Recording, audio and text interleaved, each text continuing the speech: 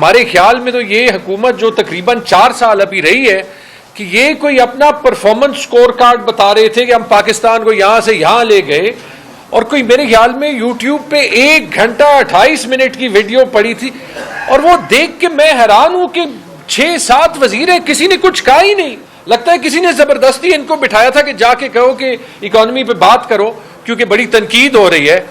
اب کچھ کہنے کا نہیں ہے. ان سب نے جو ہے وہ ایک نے 10-10 15-15 منٹ کی سلائیڈز دکھائی ہیں، ایک کے پاس بھی کچھ کہنے کا کچھ نہیں تھا. جیسے زبیر صاحب نے کہا، نہ غربت کی بات، نہ مہنگائی کا کوئی توڑ لانے کی بات، نہ بے روزگاری کی بات. سب اپنے سوٹ اور ٹائی پہن چکے ہیں کیونکہ ان کو تو فرق پڑتا نہیں ہے. ایف بی آر چیئرمین صاحب نے بات کی کہ پتہ نہیں کیا ٹیکس ریفارمز آ گئے. ٹیکس ریفارمز تو ہمیں پتہ ہے کہ کیا آئے ہیں، کیونکہ ٹیکس دینے کے بعد آنسو جو ہے وہ نکلتے ہیں. آج سے میں صرف ایک چیز کہنا چاہتا ہوں کہ یہ ٹیکس ریفارم ہے، یہ تو سب کو پتا ہے کہ 1 روپے انہوں نے تاجروں سے نہیں لیا. جو پھنسا ہوا ہے ٹیکس نیٹ پہ، اس سے 50% تک نان سیلریڈ میں، 40% تک سیلریڈ میں، اس کے اوپر 17% جی ایس ٹی ہر چیز میں. یعنی آپ 3 روپے کا کام کرتے ہیں، 2 روپے آپ سرکار کو دیتے ہیں اگر آپ ٹیکس نیٹ میں ہیں. کس لیے؟ میں تو اپنی ذاتی اس میں آپ کو یہ کہہ سکتا ہوں کہ شاید وہ آپ میرا ٹیکس ریٹرن دیکھ لیں کہ شاید اگر وہ میرے خیال میں کوئی کروڑوں میں آتا ہے ابھی، تو وہ اس لیے میں دے رہا ہوں کہ میرا الیکشن میرے سے حکومت چوری کر لے، کہ میرے گھر کی مجھے سیکیورٹی رکھنی پڑے، تاکہ جو وردی والے اور بغیر وردی والے لوگ ہیں وہ میرے گھر میں اندر ایسے ہی نہ گھسے. ہیلتھ کا خرچہ خود کرنا ہو، کہ ایجوکیشن کا خرچہ خود کرنا ہو، اور جب مرضی حکومت نے ای سی ایل پہ ڈال دینا. اس سب کے لیے ہم جو ہے وہ ٹیکس دے رہے ہیں. کہتے ہیں کہ بڑے ٹیکس ریٹرن بڑے ہیں، کہ تقریباً 5.9 ملین ٹیکس ریٹرن لوگوں نے فائل کیے. اس میں آپ دیکھ لیں تقریباً 40% لوگوں نے ٹیکس دیا ہی نہیں ہے، صرف کاغذ بھرا ہے. اور سب سے مزیدار بات، ان کے ایک اسپوکسمین ہیں، انہوں نے بات کی کہ دیکھیں یہ تنخواہ دار طبقہ جو ہے، آپ کی ہماری بات کرتے ہیں کہ جو تنخواہ دار طبقہ ہے یہ ویسے روتے ہیں، ان کے ٹیکس کا تو کوئی خاص مطلب بھی نہیں ہے کہ ان کا سارا ٹیکس صرف 500 ارب بنتا ہے، جبکہ ہماری ٹوٹل ریونیو کریکشن تو جو ہے وہ کوئی 13,000-14,000 ارب ہے، تو 5% بھی نہیں بنتا. تو اورنگزیب صاحب اگر 5% بھی نہیں بنتا، صرف 500 ارب ہے اور یہ بے معنی ہے، تو مہربانی کر دیں آدھا کر دیں نا، تاکہ آپ کے لیے تو مقصد نہیں ہے، ہمارے لیے تو 50% ٹیکس دے کے بس ہو گئی ہے. پھر اسی لیے تو جو ہے وہ یہ لوگ جاتے ہیں. یہ ایک کنفیوزڈ حکومت ہے، یہ ایک نااہل حکومت ہے، یہ ایک انلیجٹمیٹ حکومت ہے. یہ جو کل کی پریس کانفرنس تھی اور یہ جو 27ویں آئینی ترمیم ہے، یہ ان کی ہار ماننے کی ایڈمیشن ہے. اس سے بہتر ہے یہ ریزائن کر کے یہ ملک چھوڑ دیں. جو ان کے ہائیبرڈ ماسٹرز ہیں وہ ان سے ریزائن کرا دیں، ان کا نام بھی جو ہے وہ یہ خراب کر رہے ہیں. یہ ملک ان سے ٹھیک نہیں ہونا، اور نہ یہ ترامیم پہ ترامیم کر کے آئین کا بیڑا غرق کر کے جو ہے وہ یہ لوگوں کی تنقید ختم ہونی ہے. یہ جو میں کنفیوز ہونے کی بات کر رہا ہوں، اتنا انہوں نے ریفارم کر لیا کہ 4 سال بعد انہوں نے 8 کمیٹیاں اور بنا دی، اور جو کمیٹی ٹیکس کو دیکھ رہی ہے وہ کہہ رہی ہے کہ ٹیکس کم کرو، کہ انکم ٹیکس زیادہ ہے، کمپنیوں پہ سپر ٹیکس زیادہ ہے، جی ایس ٹی زیادہ ہے، ڈیویڈنڈ پہ جو ہے وہ ٹیکس زیادہ ہے، یہ سارا کم کرو ورنہ انویسٹمنٹ ساری جاری ہے. یہ اخباروں میں آیا تھا، آپ سب نے رپورٹ کیا تھا. تو اگر یہ اصلیت ہے تو آپ ہم سے کیوں 50% ٹیکس دے رہے ہیں؟ کنفیوژن کی انتہا ہوتی ہے. اچھا، پاور منسٹر نے کہا کہ پتہ نہیں پاور میں کیا کیا ریفارم ہو گیا. آپ مہربانی کریں اسلام آباد سے باہر جائیں، یہ قریب خیبر پختونخوا ہے، کسی کے پاس پاور ہے ہی نہیں. وہ کہتے ہیں کہ پرائیویٹائزیشن ہم کرنی ہے. آپ مجھے بتا دیں، ایک سوال ہے، پیسکو وفاقی ادارہ ہے، 100 ارب روپے سے زیادہ وہ جو ہے وہ خسارہ ہوتا ہے اس کا ہر سال. آپ اس کی کیا پرائیویٹائزیشن کریں گے؟ کون اس کو لے گا؟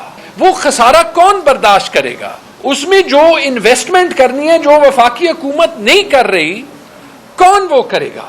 لوگ تو اپنے میٹر پھینک کے سولر پہ جا رہے ہیں، اور سولر پہ آپ کی یہ اسٹریٹجی ہے کہ آپ لوگوں کو کہہ رہے ہیں کہ سولر بھی نہ لگاؤ.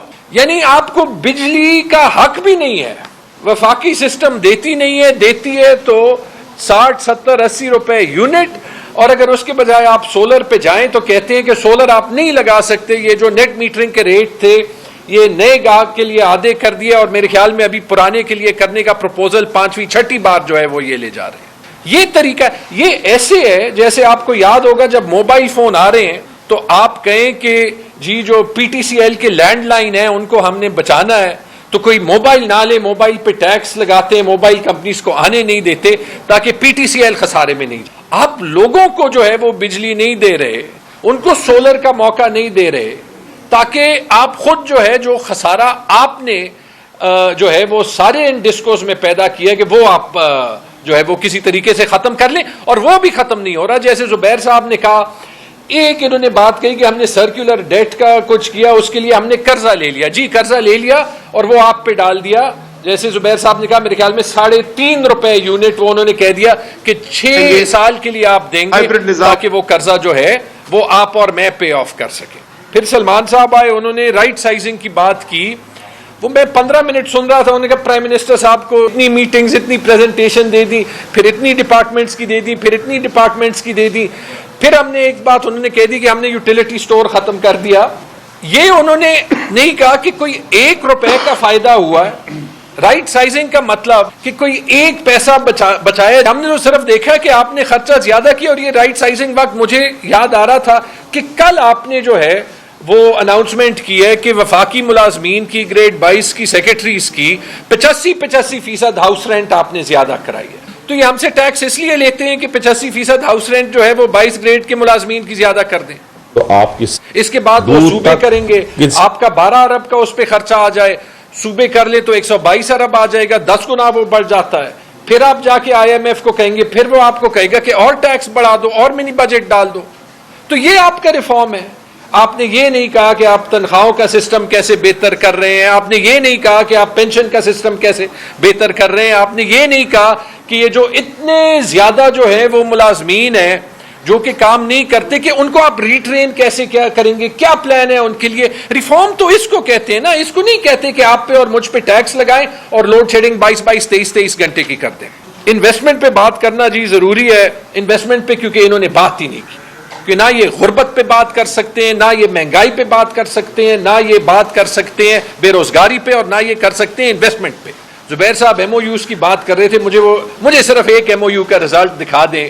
ساری SIFC کی لیڈرشپ اور پرائم منسٹر کھڑے تھے. البیک چکن کی دکان کا MOU انہوں نے کھولا تھا کہ البیک چکن کی دکان کھولے گی, وہ تو لے آئیں. وہ زبیر صاحب 25 ارب ڈالر بھی چھوڑ دیں ایک, وہ تاکہ ہم البیک چکن تو کھا لیں نا یہاں پہ. البیک وہ سعودی عربیہ میں ملتا ہے. انویسٹمنٹ کی یہ حالت ہے کہ انویسٹمنٹ چھوڑیں. جو ایک گروپ تھا پچھلے 20 سالوں میں جو 2 بڑی انویسٹمنٹ ہوئی تھی, ایک کراچی الیکٹرک میں ہوئی تھی, ایک اتصالات میں ہوئی تھی. اتصالات کا ابھی تک $800 ملین کا جو ہے وہ پھڈا ہے وفاقی حکومت سے, وہ سالو نہیں ہوا. اور آج سے کچھ دن پہلے جو 2 انویسٹر جنہوں نے کراچی الیکٹرک میں انویسٹمنٹ کی تھی, انہوں نے نوٹس بھیجا ہے وفاقی حکومت کو کہ ہمارا آپ پہ $2 ارب کا دعویٰ ہے. سعودی اور کویتی جو انویسٹر ہیں, الجمع گروپ میرے خیال میں نام ہے, $2 ارب کا کیوں دعویٰ ہے؟ کیونکہ آپ نے کراچی الیکٹرک کی سیل ہونے ہی نہیں دی, آپ اس میں بار بار مداخلت کرتے ہیں, آپ کسی کو منافع بنانے نہیں دیتے.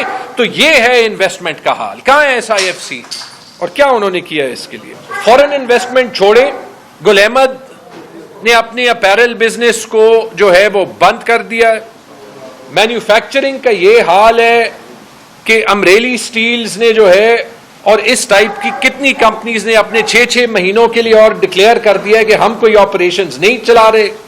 خیبر پختونخوا کی بات کر لیں تو آپ کی ان پالیسیز کی وجہ سے ہر کوئی اپنی انڈسٹریز وہاں پہ جو ہے وہ چھوڑ رہا ہے. اور حالت یہ ہے کہ آپ بجلی کو ٹھیک کر رہے ہیں, آپ کی ایکچولی بجلی کی پیداوار, اس کی کنزمپشن کم ہوئی ہے اور انڈسٹری میں کم ہوئی ہے, اور ایگریکلچر تو آپ نے اتنا تباہ کر دیا کہ 34% بجلی کی یوٹیلائزیشن کم ہوئی ہے. یعنی 3 میں صرف 2 یونٹس ابھی استعمال ہوتے ہیں. تو آپ مجھے بتا دیں کہ یہ کون سا ریفارم آپ نے اس اکانومی میں کیا ہے, اور اگر یہ آپ کا سکور کارڈ ہے تو آپ کو کیا حق پڑتا ہے کہ کسی اور کے مینڈیٹ پہ آپ اس حکومت میں بھی رہیں اور آپ ملک کا آئینی ڈھانچہ بھی جو ہے وہ تبدیل کر دیں.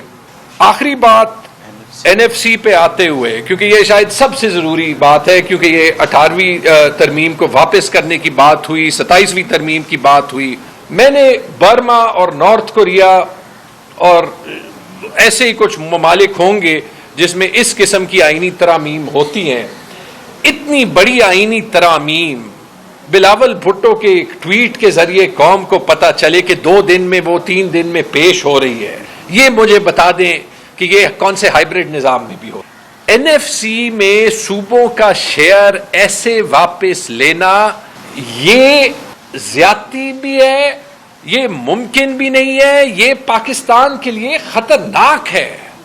اس ملک میں، اور میں ابھی پی ٹی آئی اور ٹی ٹی اے پی کے رہنما کے طور پہ نہیں بول رہا، اس ملک کو اگر آپ نے ایک فیڈریشن سمجھنا ہے، آپ نے یہ سمجھنا ہے کہ چھوٹے صوبوں میں کیا احساسات ہوتے ہیں، کیا سینسٹیوٹیز ہوتی ہیں، اور آپ حقیقت بھی سن لیں. آپ کہتے ہیں کہ وفاق کو جو ہے وہ بڑے کم پیسے ملتے ہیں. یہ آپ دیکھ لیں، حفیظ پاشا صاحب کا یہ آرٹیکل ہے این ایف سی ٹرانسفرز کے بارے میں، اور انہوں نے کیلکولیشن کی ہے اور انہوں نے کہا ہے کہ آج کے سال آئین میں تو یہ ہے کہ این ایف سی کا شیئر صوبوں کو 57% ملے گا. ایسے آپ وہاں سے یہاں کر دیں گے کیا فرق پڑے گا؟ پینشن کا نظام آپ ٹھیک نہیں کر سکتے، تنخواہوں کا نظام آپ ٹھیک نہیں کر سکتے. یہ بتا دیں اگر این ایف سی کا فکر ہوتا تو آپ یہ جو لیک نیوز ہے اس میں یہ نہیں دیکھتے سب سے پہلے کہ جی فاٹا میں دہشت گردی کی جنگ ہے، ان کو 2018 سے انضمام ہو گیا کہ ان کو اپنا شیئر مل جائے. سنا ہے آپ نے اس میں نہیں ہے فاٹا کا شیئر. 7 سال ہو گئے، آپ تو الٹا وفاق کی طرف پیسے لے رہے ہیں. آپ کو اس کے علاوہ یہ بھی پتا ہے کہ خیبر پختونخوا کی میں بات کرتا ہوں کہ وہ پاپولیشن کی شیئر ہی 1997 کے بعد نہیں پڑے، تو جب آپ صرف شیئر لگا لیں تو 100-200 ارب روپے تو ہر سال کے خیبر پختونخوا وفاق کو اس کے علاوہ دے رہا ہے، 100 ارب روپے فاٹا کے دے رہا ہے.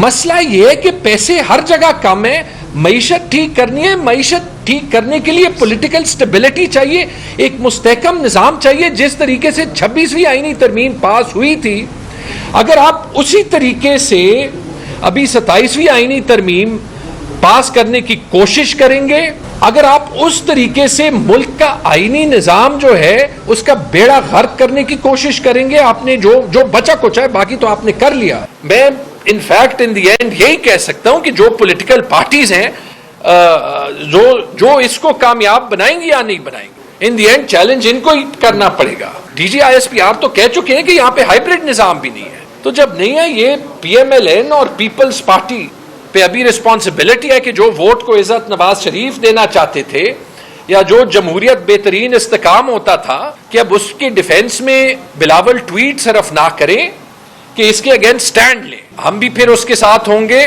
اور اگر نہیں لیتے تو پھر اس ملک کی تباہی کا یہی ذمہ دار ہوں گے.